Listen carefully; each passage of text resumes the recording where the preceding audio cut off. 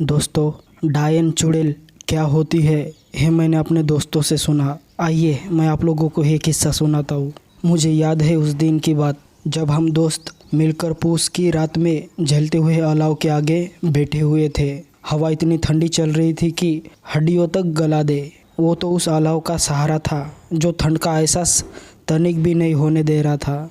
साथ में जलती हुई अलाव से आती हुई लकड़ियों के चटचटाने की आवाज़ हमारे कानों को चीरती हुई हमें डराने की कोशिश कर रही थी। पर हम मिलकर सुबह होने का इंतज़ार कर रहे थे और ये रात कैसे भी कट जाए इसलिए हम बातें करके अपना समय व्यतीत करने लगे। लेकिन दोस्तों, हम कौन हैं और हम कहाँ से आए? आइए आपको बताता हूँ।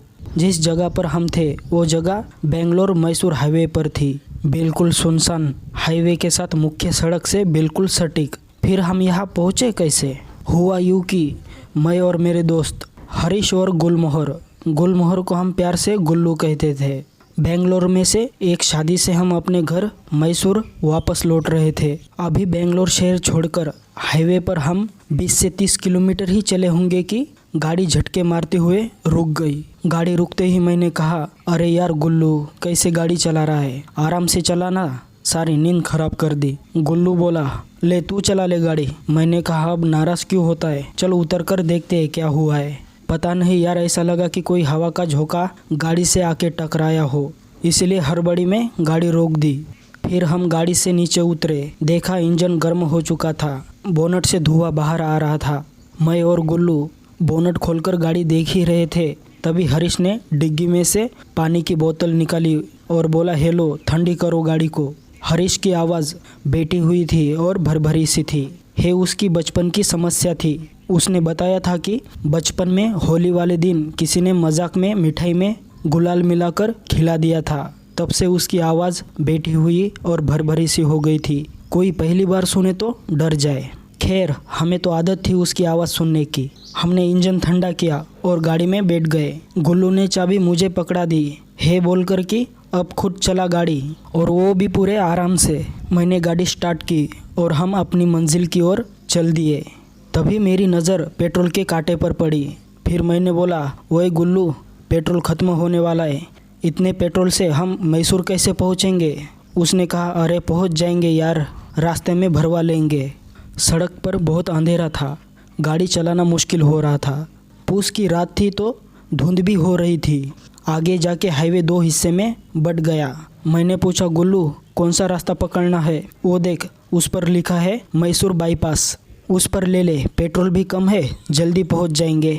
दूसरे रास्ते पर बहुत भीड़ है, सब दूसरे रास्ते से ही जा रहे हैं, हम शॉर्टकट में चले जाएंगे। फिर हरीश ने और मैंने कहा, देख ले भाई, बाईपास से कोई भी नहीं जा रहा है, कहीं कोई मुसीबत ना आ जाए। गुल्लू हंसने लगा, बोला, अरे कोई भूत प्रेत नहीं आएगा, क्यों डरता है? हरीश है ना अपने पास। इसकी आवाज़ सुन के अच्छे भूत प्रेत डर कर भाग जाएंगे। और फिर हम तीनों ज़ोर ज़ोर से हंसने लगे और मैंने गाड़ी बाईपास की तरफ मोड़ ली। अभी कुछ 10-20 किलोमीटर ही चले होंगे कि गाड़ी फिर से झटके मारकर रुक गई। गुल्लू बोला, अब क्या हुआ है, चलाना आराम से। मैंने बोला, होना क्या है, पेट्रोल ख़त्म हो गया है। हरीश के काम भी ऐसे ही होते हैं, इसको बोला था पेट्रोल डलवा कर लाना, वो ऐसे ही गाड़ी लेकर आ गया। हरीश अपनी बैठी हुई और भरभरी आवाज़ में बोला, अरे देर हो रही थी इसलिए जैसी थी वैसी ले आया, अब उतरो नीचे और धक्का लगाओ, देखते हैं आगे कोई पेट्रोल पंप मिल जाए तो। अब हम में से बारी बारी से एक आदमी स्टीयरिंग पर बैठता और बाकी दोनों धक्का लगाते। ऐसे चलते चलते हमने देखा कि सड़क के बीचों बीच एक बहुत विशालकाय बरगद का पेड़ है और उसके चारों तरफ बड़ा सा चबूतरा बना रखा है। वहीं से बगल से एक सकरा सा रास्ता दे रखा है जिसमें से बड़ी मुश्किल से एक बार में एक गाड़ी ही निकल जाती। बरगद की बड़ी बड़ी जटाएं नीचे लटकती हुई किसी के होने का एहसास करा रही थी। डर से हम तीनों के होश उड़े हुए थे। जैसे जैसे हम उस बरगद के पेड़ की तरफ बढ़ रहे थे, हमारी धड़कनें बढ़ती जा रही थी। यूँ लग रहा था कि वो पेड़ हमें ही देख रहा हो और हमारी ओर बड़ा चला आ रहा हो। ऐसा लग रहा था कि मानो उस पर लटाए नहीं, कई सारे कटे हुए पैर लटक रहे हो। हम सहमे सहमे आगे बढ़ते गए और हमारे दिमाग में ये बात चल रही थी कि ये पेड़ सड़क के बीचों बीच क्यों है, सड़क बनवाते समय इसको हटवाया क्यों नहीं गया। खैर, अब हम बिल्कुल पेड़ के बगल से गुजर रहे थे। सहसा ही मेरी दृष्टि पेड़ के चबूतरे पर रखी भगवान की तस्वीरों पर पड़ी और सब समझ आ गया कि ज़रूर ये पेड़ भूतिया पेड़ होगा, इसलिए इसको काटा नहीं। और लोगों ने खुद को बचाने के लिए पेड़ को लाल डोरे से बांध दिया था। शायद तभी वो पेड़ हमें सिर्फ घूरकर देखे जा रहा था, कुछ कर नहीं पाया। पेड़ के तने पर कुछ अक्षरे उभरे हुए थे। शायद वहाँ की स्थानीय भाषा में कुछ लिखा था जो मुझे समझ में नहीं आ रहा था, लेकिन अक्षरों के वो आकृति मेरे दिमाग में बैठ चुकी थी। हम थोड़ा और आगे बढ़े तो एक उजड़ी हुई वीरान बस्ती दिखाई दी। ऐसा लग रहा था जैसे हम किसी कब्रिस्तान में गुजर रहे हो। रात का सन्नाटा, सुनसान सड़क, सिर्फ हम तीनों दोस्त। पूस की ठंडी रात में भी हमारे पसीने छूट रहे थे। यहाँ भी हर जगह वही अक्षर, वही आकृति बनी हुई थी। और एक बात और, काफ़ी देर से हमें एक अजीब सी गंध का एहसास हो रहा था। पता नहीं क्या था वो सब। ऐसे ही चलते चलते हम काफ़ी दूर आ चुके थे। लगभग 4 से 5 किलोमीटर धक्का लगाने के बाद हम तीनों थक चुके थे। हमने सोचा गाड़ी में बैठकर आराम करते हैं और तीनों गाड़ी में बैठ गए। ठंड बहुत थी। पूरी गाड़ी बंद करने के बाद भी कपकपी सी हो रही थी। तभी हरीश ने बोला, चलो बाहर अलाव जलाकर आगे आग सेकते हैं। ऐसे तो गाड़ी में बैठे बैठे कुल्फी जम जाएगी। हमारी रात काफ़ी हो चुकी थी। करीब रात के 12-1 बजे के बीच का वक्त रहा होगा। गाड़ी से बाहर निकल के सड़क से नीचे उतरकर एक कोने में जगह ढूंढी, फिर लकड़ियाँ इकट्ठा की और अलाव जलाया। गुल्लू ने अपने लाइटर से 3 से 4 बूंद लकड़ियों पर डाली और उसी लाइटर से आग लगा दी और हम आग सेक रहे थे। अब हमने गप्पे मारना शुरू कर दिया। वही थोड़ी दूरी पर एक टूटी हुई दीवार थी। उसका दरवाज़ा भी जर्जर हो चुका था। धुंध बहुत थी तो कुछ साफ साफ दिखाई भी नहीं दे रहा था। दीवार पर वही की लोकल भाषा में कुछ लिखा हुआ था। मैंने गुल्लू को बोला, क्या लिखा है रे, पढ़ना ज़रा। गुल्लू वहाँ की लोकल भाषा थोड़ी बहुत जानता था। मैंने बोला, थोड़ा प्रयास करके देख। ना ब। मैं बोला, अरे छोड़ना यार, हमें क्या करना है, कुछ भी लिखा हो। और फिर हमारा पूरा ध्यान अलाव पर था। उससे अच्छी खासी गर्मी मिल रही थी। ठंड का आभास भी ख़त्म हो चुका था। हमने काफ़ी लकड़ियाँ जोड़ ली थी जलाने के लिए। तभी मेरे दिमाग में एक जिज्ञासा जागी। मैंने सोचा, चलो पूछता हूँ, चुड़ैल क्या होती है, बता सकता है तुम में से कोई क्या? ये सवाल मैंने दोस्तों से पूछा। दोनों एकदम सन्न रह गए, जैसे मैंने पता नहीं क्या पूछ लिया।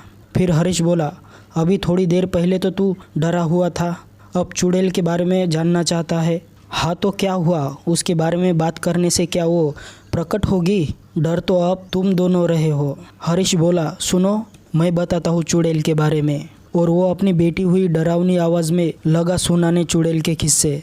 तभी गुल्लू बोला, अच्छा पहले ये बताए, चुड़ैल पैदा होती है या बाद में बनती है?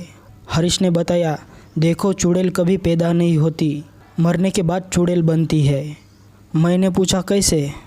हरीश बोला, कहा है जाता है कि गर्भवती महिला दिवाली की 5वें दिन प्रसव पीड़ा में प्राकृतिक मौत के कारण मर जाए तो वो बाद में चुड़ैल बन जाती है। चुड़ैल दिखने में बहुत ही डरावनी होती है। उनके पैर उल्टे होते हैं। उनके चेहरे पर मौत का खौफ दिखाई देता है। बाल उलझे हुए से बिखरे हुए, थोड़ी नुकीली लंबी सी होती है और चेहरे पर झुर्रियाँ छाई रहती है। ये कोई भी रूप धारण कर लेती है, चाहे पुरुष हो स्त्री हो, कोई भी है, किसी की भी आवाज़ निकालकर तुम्हें बहला सकती है। ऐसा सुना है कि रात में है दरवाजे पर दस्तक देती है, तुम्हारे किसी भी चहेते की आवाज़ में पुकारती है, जैसे वो किसी मुसीबत में हो और तुम झट से दरवाज़ा खोल दो, और ऐसा करते ही तुम्हारी मौत हो जाती है। वो चुड़ैल पुरुषों को सुंदर महिला बनाकर लुभाती है और उनका खून चूसकर अपनी उम्र को बढ़ा देती है। मैं गुल्लू से बोला कि डायन भी तो वही करती है, पुरुषों को अपने वश में करती है तो डायन भी वही करती है, और डायन में और चुड़ैल में क्या फ़र्क है? हरीश बोला, अरे नहीं, चुड़ैल और डायन में अंतर होता है। चुड़ैल तो मैंने जैसे बताया कि मरने के बाद बनती है, और डायन जो होती है वो एक जिंदा स्त्री होती है। तुमने सुना भी होगा कि कई जगह एक औरत को जलाकर मार दिया क्योंकि वो एक डायन थी। पर चुड़ैल को मारने की बात तुमने नहीं सुनी होगी, क्योंकि उसको कौन मारेगा, वो तो पहले से ही मरी हुई है। तो मैंने पूछा, तो क्या चुड़ैल को ख़त्म नहीं किया जा सकता? गुल्लू बोला, मैंने सुना है कि अगर चुड़ैल के पेट को काटकर उसके बच्चे को उससे अलग करके बरगद के नीचे दफना दिए तो चुड़ैल की शक्ति खत्म हो जाती है और सदा के लिए शांत हो जाती है। फिर हरीश ने अपनी बात आगे बढ़ाई। उसने बताया कि उसकी दादी माँ ने बचपन में उसे एक चुड़ैल का किस्सा सुनाया था। करीब 100-150 साल पुराना किस्सा होगा। दादी माँ ऐसा बताती थी। तुम लोग सुनना चाहोगे ना नालेबा की कहानी? मैंने पूछा, हे नालेबा क्या होता है? गुल्लू बोला, अरे कुछ नहीं, है तो यहाँ की लोकल भाषा का एक शब्द है जिसका हिंदी में अर्थ होता है कल आना। मैंने अच्छा कहकर मैंने कहा, सुनाओ। गुल्लू बोला, कहीं तुम वो श्रद्धा कपूर की फिल्म वो स्त्री कल आना की कहानी तो नहीं सुनाने वाले जिसमें चुड़ैल को कहते हैं कल आना? हरीश बोला, अरे नहीं यार, उल्टे वो फिल्म वाले इस कहानी से प्रेरित होकर बनाई थी वो फिल्म, लेकिन मेरी कहानी उस फिल्म से एकदम अलग है। मैंने पूछा, वो कैसे? हरीश बोला, सुनोगे तो पता चलेगा तुम्हें, पहले सुन तो लो।